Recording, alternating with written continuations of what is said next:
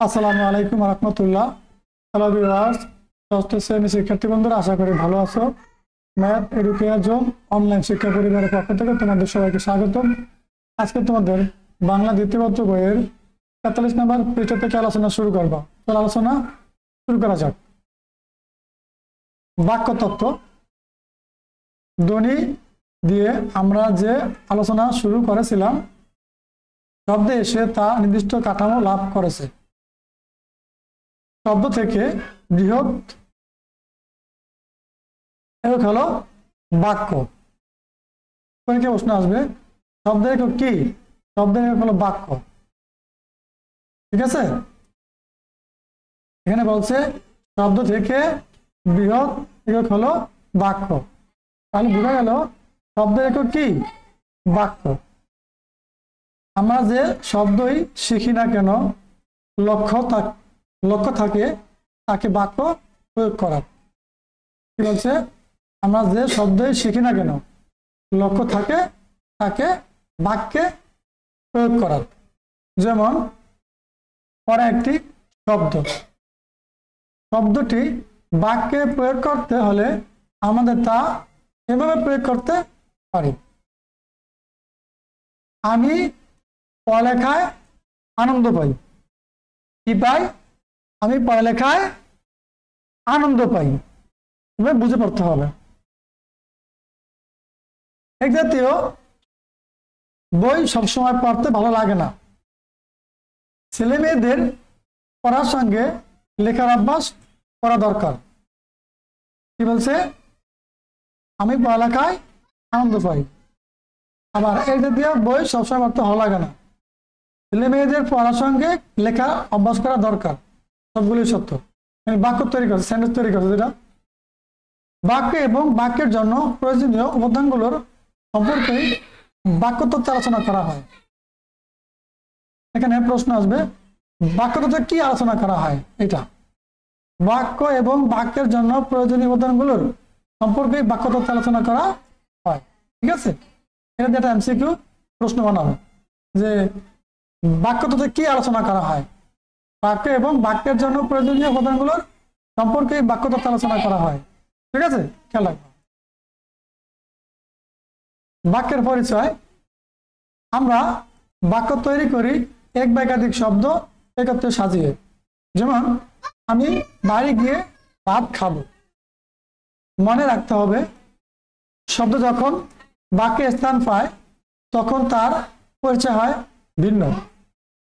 আমি বাড়ি গিয়ে ভাত খাবো, মনে রাখতে হবে, শব্দ যখন বাক্যে স্থান পায় তখন তার পরিচয় কি? ভিন্ন। বাক্যের শব্দকে বলে পদ। বাক্যের শব্দ কি বলে? পদ বলে। পরীক্ষায় প্রশ্ন আসবে, খেয়াল করো। বাক্যের শব্দকে কি বলে? পদ বলে। বাক্যের শব্দকে পদ বলে। শব্দের সঙ্গে বিভক্তি যোগ করলেই পদ তৈরি হয়। এখানে একটা প্রশ্ন আছে, শব্দের সঙ্গে বিভক্তি যোগ করলে কি তৈরি হয়? পদ তৈরি হয়। তোমাদের এভাবে ভেঙে ভেঙে বুঝে বুঝে পড়তে হবে। গ্রামের প্রশ্নগুলো এই ভিতর থেকে আসবে।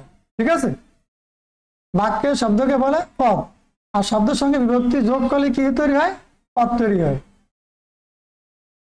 সেই হিসেবে পদ তৈরির সূত্র হলো শব্দ যোগ বিভক্তি সমান সমান পদ। দেখো এখানে প্রশ্ন আছে, পদ তৈরির সূত্র কি? পদ তৈরির সূত্র হলো শব্দ যোগ বিভক্তি সমান সমান পদ। এটা হলো পদ তৈরির সূত্র। খেয়াল রাখবা। যেমন আমি বই পড়ি, এই বাক্যে 3টি পদ আছে। আমি বই পড়ি, কটা পদ আছে বাক্যে? এটা প্রশ্ন আসবে এমসিকিউতে। আমি বই পড়ি, বাক্যে 3টি পদ আছে। আমি একটা, বই একটা, আর পড়ি একটা। ঠিক আছে, আমি বই ও পড়ি। তাহলে আমি একটা পদ, বই একটা পদ, পড়ি একটা পদ। আমি বই পড়ি, এখানে একটা বাক্য। বাক্যে কটা পদ আছে? 3টা পদ আছে। খেয়াল করতে হবে। এখানে পড়ি পদটি তৈরি হয়েছে পড়ো। পড়ি পদটি তৈরি হয়েছে পড়ো, এর সঙ্গে ই বিভক্তি হয়। এটা কি চিহ্ন বুঝতে পারো? এই যে এটা কিন্তু বিভক্তি চিহ্ন, এই বিভক্তি যুক্ত হয়, খেয়াল করো, এই একটা বিভক্তি চিহ্ন। কিন্তু আমি ও বই শব্দে কোনো বিভক্তি দেখা যাচ্ছে না। যেখানে বিভক্তি দেখা যায় না সেখানে একটি শূন্য বিভক্তি কল্পনা করতে হবে। খেয়াল করো, পর থেকে পড়ি, আমি বই পড়ি, এখানে রস্যই যুক্ত হয়েছে, রস্যই কিন্তু বিভক্তি, আর বিভক্তি ছিল 7টা। এখানে যদি কোনো বিভক্তি যুক্ত না হয় বা বিভক্তি দেখা না পাওয়া যায় তাহলে সেখানে বুঝতে হবে কি বিভক্তি আছে, শূন্য বিভক্তি আছে। ঠিক আছে, আমি ও বই পদ তৈরি হয়েছে আমি প্লাস শূন্য এবং বই প্লাস শূন্য বিভক্তি দিয়ে, মানে আমি লেগে শূন্য যোগ হয়েছে আর বই লেগে শূন্য যোগ হয়েছে, যোগ হয়ে বিভক্তি যুক্ত হয়েছে। ঠিক আছে, এবার ভেঙে ভেঙে বুঝে বুঝে করতে হবে। চলো এবার আমরা বাক্যের গঠনটা জানবো। বাক্যের গঠন বা বাক্য গঠন, খেয়াল করো, বিভিন্ন পদের সাহায্যে বাক্য গঠিত হয়। এখানে প্রশ্ন আসবে যে বাক্য গঠিত হয় কিভাবে, বিভিন্ন পদের সাহায্যে বাক্য গঠিত হয়, খেয়াল রাখবো। কিন্তু পদগুলো পদ সাজালে বাক্য হবে না, অনেকগুলো পদ আমি একটা পর একটা সাজালে কি পদ হবে না। যেমন বসেছিলাম সকালে পাশে রাস্তায় আমি, কি বলছে, বসেছিলাম সকালে পাশে রাস্তার আমি, এই বাক্যে 5টি পদ আছে কিন্তু বাক্য হয়নি। তুমি কিছু বুঝো? বলেছিলাম সকালে পাশে রাস্তার আমি, এখানে কিন্তু 5টা পদ আছে, ঠিক আছে, এটা কিন্তু কোনো বাক্য তৈরি হয়নি। বাক্য লিখি ইংলিশে বলে সেন্টেন্স তৈরি হয়নি, বাংলা বলে বাক্য, ইংলিশে বলে সেন্টেন্স। ঠিক আছে, কারণ খেয়াল করে এখানে কি বলছে, কারণ পদগুলোর সাহায্যে কোনো অর্থ বোঝাচ্ছে না। এই যে বসেছিলাম সকালে পাশে রাস্তার আমি, এখানে 5টা পদ আছে, ঠিক আছে, এগুলো কোনো বাক্য তৈরি হয়নি, কোনো অর্থ বহন করছে না। এই যে বলছে এর সাহায্যে, কারণ পদগুলোর সাহায্যে কোনো অর্থ বোঝাচ্ছে না। বাক্যের পদগুলো ঠিকমতো পর বসালেই চেহারা বদলে যাবে। বাক্যের পদগুলো ঠিকমতো পর বসালেই চেহারা বদলে যাবে, বাক্যটি অর্থপূর্ণ হবে। যেমন খেয়াল করে এটা সাজায় লাগছে, এই বাক্যটা কি করছে, এখানে সাজায় লাগছে, আমি সকালে রাস্তার পাশে বসেছিলাম। দেখো, আমি সকালে রাস্তার পাশে বসেছিলাম, কত সুন্দর একটা বাক্য তৈরি হয়ে গেছে এবং এটা অর্থ প্রকাশ পাইছে। ঠিক আছে, পদগুলোকে এই যে সাজানো হলো, আর একটি নিয়ম আছে, সব ভাষায় তা একরকম হয় না।